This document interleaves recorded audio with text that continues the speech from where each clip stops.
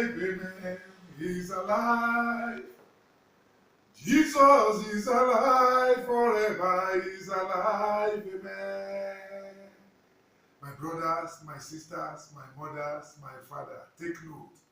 He's alive, amen. He's alive. Jesus is alive forever. He's alive, amen. My dear brothers and sisters, another beautiful moment of faith in our life, knowing that for better or for worse, our Lord is constant. And everything about his life and what was written about him confirm that if we can keep trusting in him, even death has no power over us. A lot of people are busy celebrating Easter season just any way they like it, just any way they see it, ignorantly and innocently. And whereas this week is a week of soberness, the Easter we are talking about is the actual date of God, which is not in correspondence with the actual date of the world. Because Jesus said, and God himself said, that the Jerusalem we are seeing is the shadow of it all. His own Jerusalem is the Jerusalem that was never made by hand. And that's why I'm going to start today's message by giving it a divine title by saying, even death cannot deny us from our God because he got it overcome. I repeat for the second time. Not even death will take us away from our God because he got it defeated already.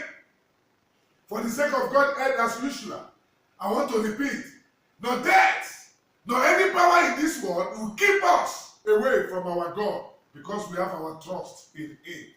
I'm going to back it up by reading to our awareness from the book of 1 Corinthians chapter 15 verse 55 that says, "O death, where is your victory? O death, where is your sting?" My dear brothers and sisters, like we keep saying, that our Lord Jesus Christ came in the flesh 2,000 years plus ago to pay the price of our sin in continuation. He came purposely to get the root of the sinner defeated, the causer of the sin into this world, Satan himself.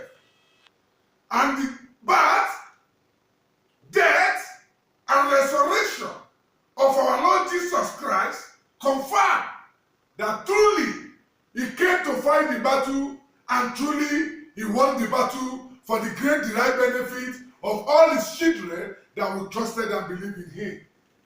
And that's why he said to the Israelites in his book, in his word, in the book of Revelation chapter 2, verse 10 to 11, "Thou shalt not fear what thou shalt suffer.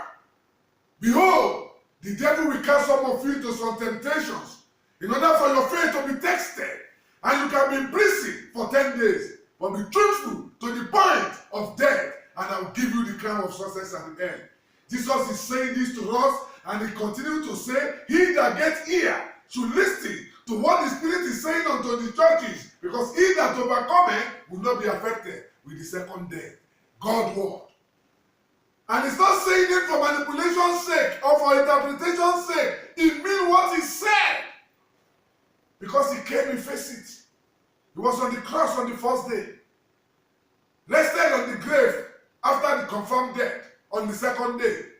And resurrected on the third day, confirming his word to us that he is the life and he is the resurrection. My dear brothers and sisters, I don't know what you are going through today, but I want you to know that the spirit of fear that has been affecting you has nothing to do in your life. It's only hindering you from the progress of your destiny. Don't forget, and that God declared to us that the child of God must not suffer fear, because fear is evil, and there should not be fear in the heart in which God is dwelling, because perfect love casts out all fear. Fear erases success, while confidence in God encourages success. Jesus was of no fear when he decided to pay the price of our sin 2,000 years plus ago. He knew what he came for. He knew what he was doing, and he kept doing it until he finished it. Therefore, he declared to that go into the world. In the world, you shall meet tribulations, but be of good cheer, because I have overcome the world. This is exactly the word of God for me and you, that if death could not God Jesus overcome, and if Jesus could finally defeat the death and come back to life, what is dying in your life that you think cannot come back again? Jesus is still alive. He's the only way. He's the only truth. There is no any other way to the Father except through him. But if you trusted in Jesus, even death cannot change the will of God for you. Because after death, we still believe that our hope is in him. While we are alive, we still believe that our hope is in him. Therefore, my brothers and sisters in the global world, it's an opportunity to tell you that the cornerstone of your life can still become the pillar of the house. Jesus is still reigning. Jesus is still alive. The same yesterday, the same today, the same forever.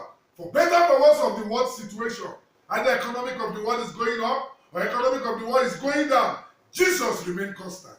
And if you trusted in Jesus, no doubt about it, your demand and supply must remain as a couple, getting fully married with honesty and transparency of equilibrium price and with the confirmation of surplus budget.